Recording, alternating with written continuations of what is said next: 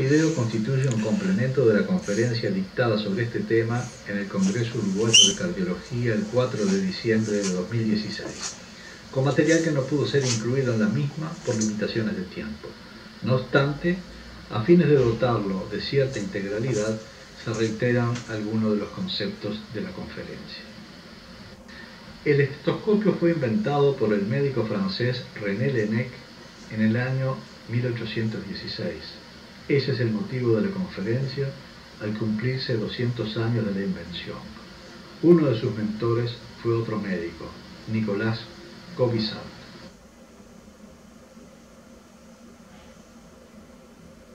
Commissaert era un reconocido cardiólogo. Uno se pregunta qué podía distinguir a un cardiólogo de otro médico en esa fecha. De hecho, su obra es un tratado de patología sin aportes desde la clínica. Commissaert fue mentor de Laennec.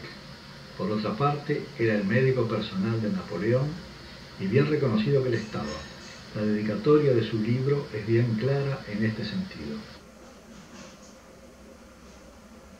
Sire, yo he debido solicitar el favor de colocar su nombre al principio de este trabajo porque, de obtenerlo, yo aseguro a mi libro una porción de la duración que vuestro nombre garantiza a todo lo que lo debe llevar.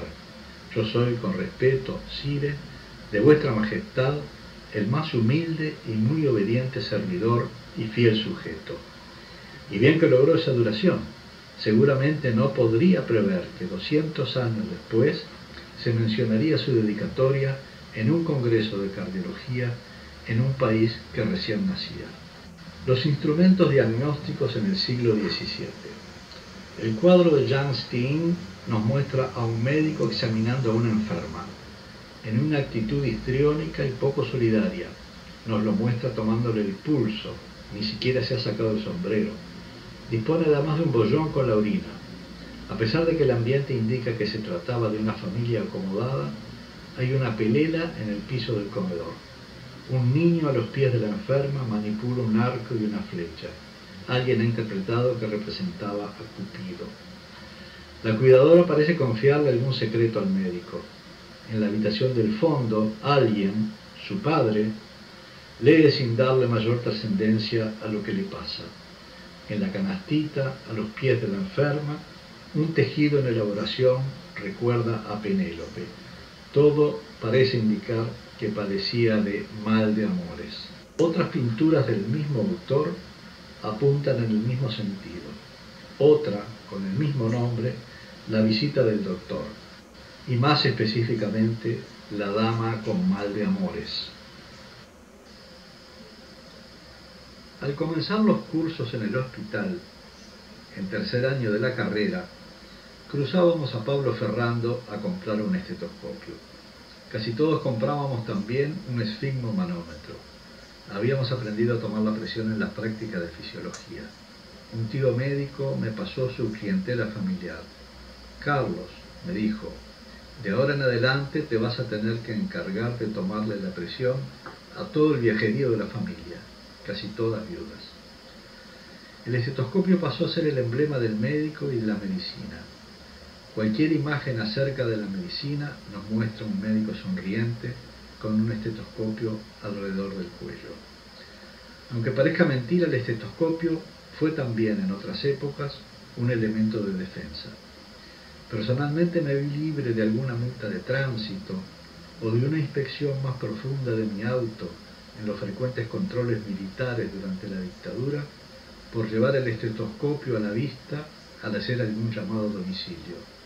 Un médico amigo, al hacer llamados en una zona peligrosa de la ciudad, después de reiteradas rapiñas, empezó a llevar su estetoscopio a la vista para desanimar a los ladrones. Y funcionó. Antes del bip bip mensaje, de radiomensaje, de radiollamada y de los celulares, el estetoscopio a la vista facilitaba que al médico que hacía llamados de urgencia a domicilio le permitieran llamar por teléfono desde un bar o desde una farmacia para ver si tenía otro llamado, de pronto muy cerca del anterior y muy lejos de su casa. Yo vivía en el buceo y trabajaba, solito en mi auto, en la urgencia de la mutualista Pasteur, que tenía su grueso de afiliados en La Teja y en Manga.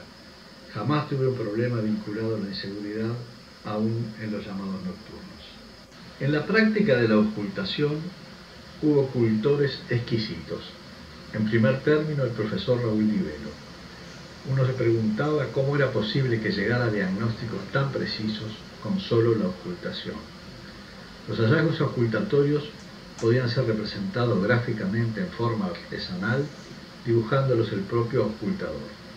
Estos registros pudieron ser más tarde obtenidos por equipos que además permitían registrar fenómenos mecánicos, fundamentalmente el latido apical y pulsos carotidio y yugular, y correlacionados con el electrocardiograma, permitieron el desarrollo de la fonomecanocardiografía, también con cultores exquisitos en nuestro medio, como el doctor Roberto Esteves, que era pastor y que en una visita que nos hiciera el staff del servicio del profesor Euriquio Cervini de San Pablo, competía con Radi Macruz recitando de memoria versículos de la Biblia.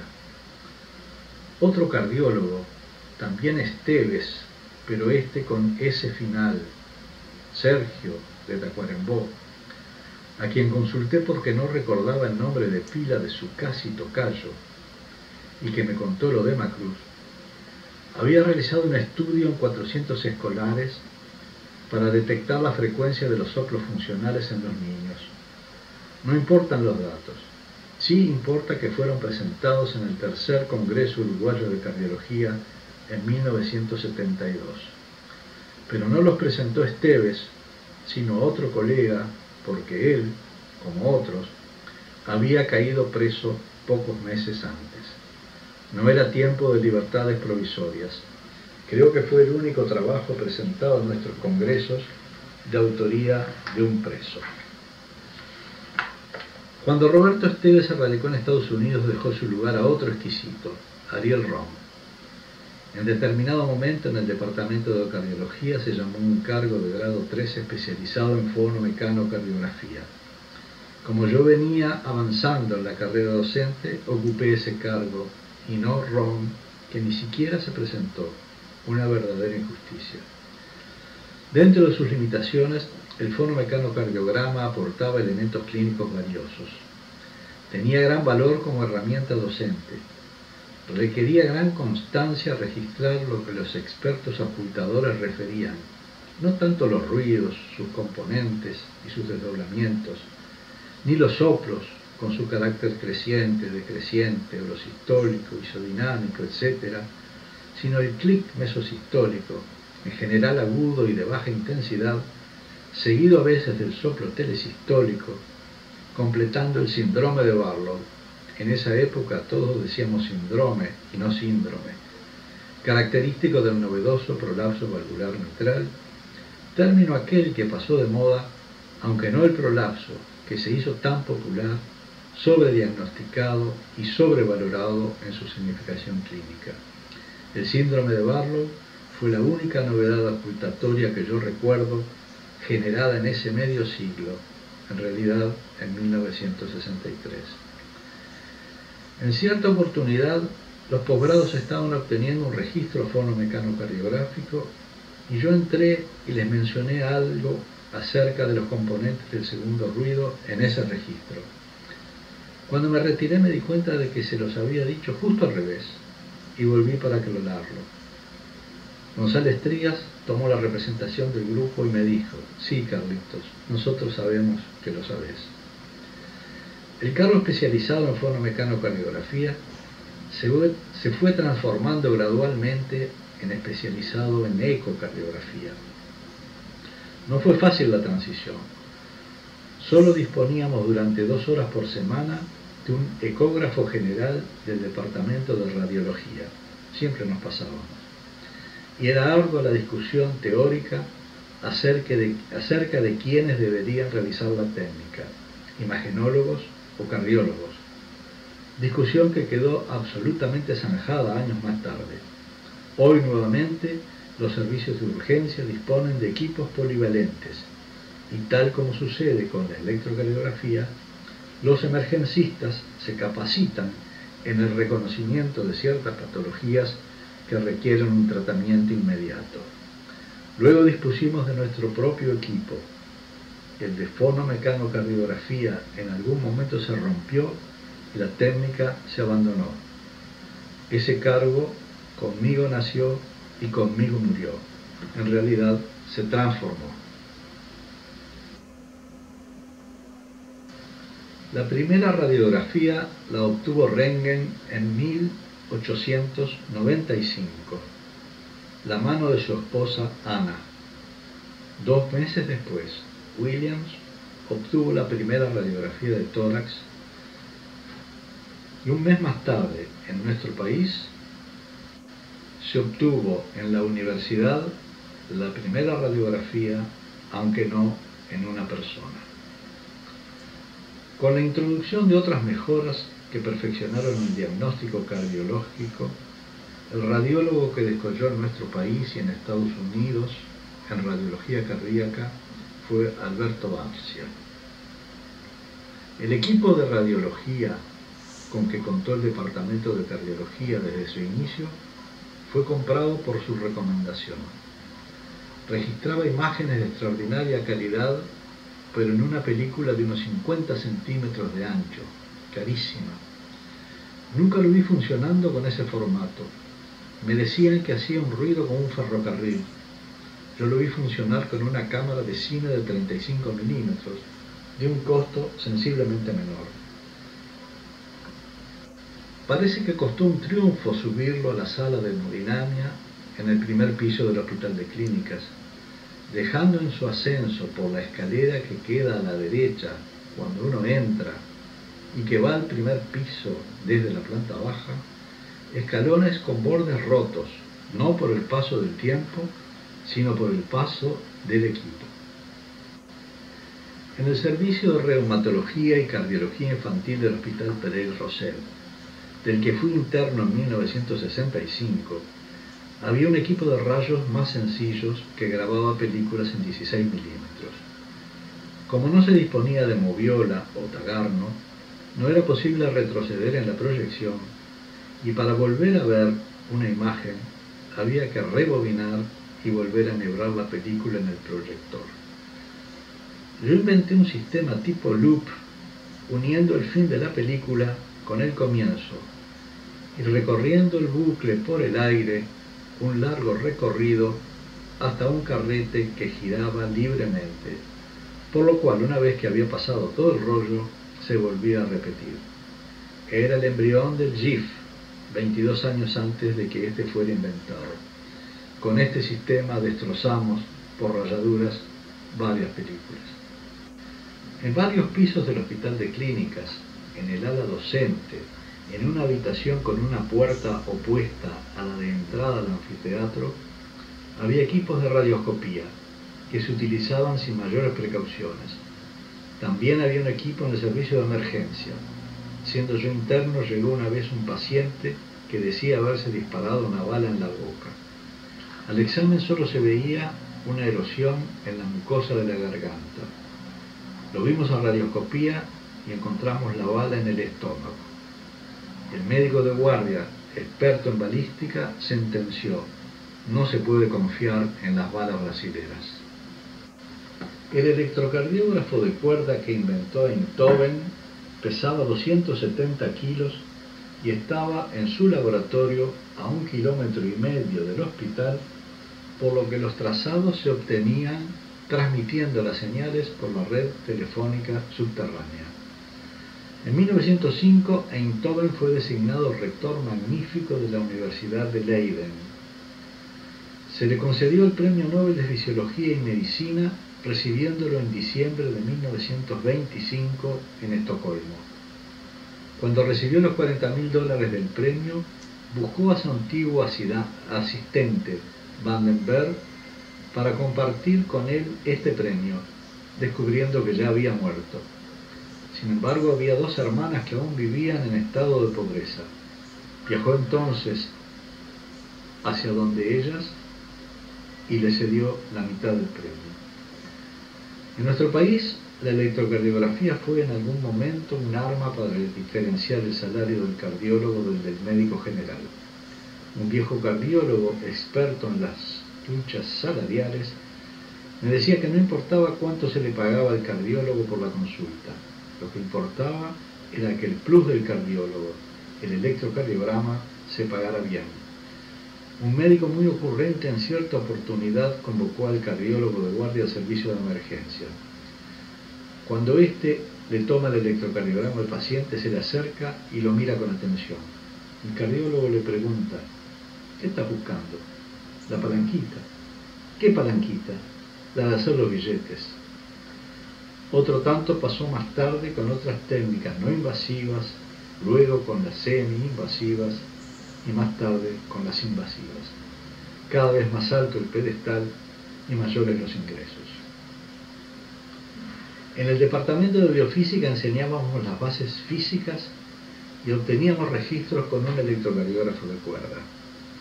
En las demostraciones prácticas le tomábamos un registro en papel fotográfico a algún estudiante y le entregábamos el rollo al fotógrafo para que lo revelara, en tanto seguíamos con la demostración.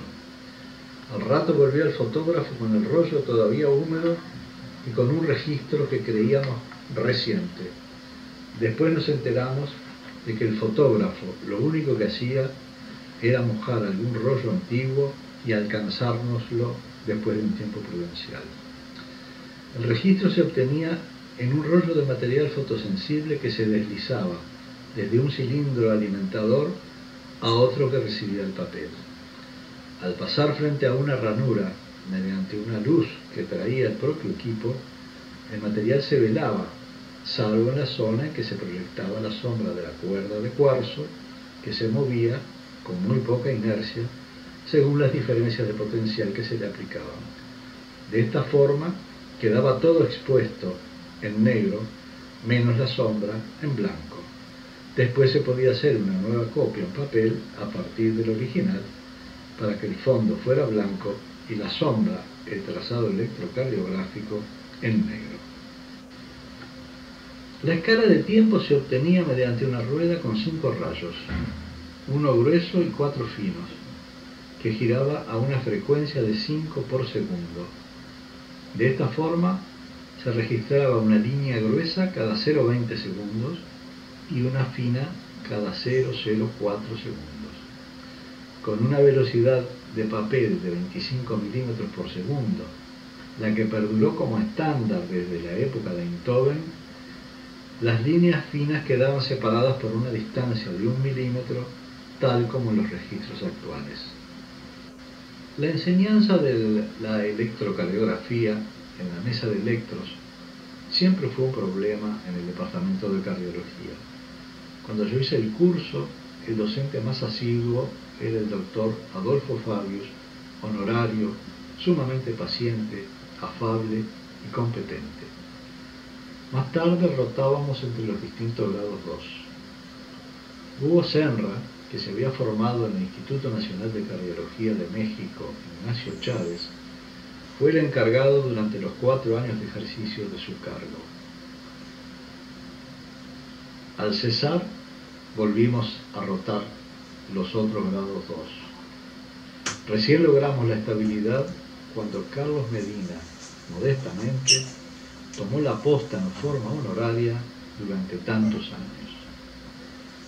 En el Instituto de Cardiología de México hubo 2 figuras descollantes en la electrocardiografía: Demetrio Soto de Pallares y Enrique Cabrera.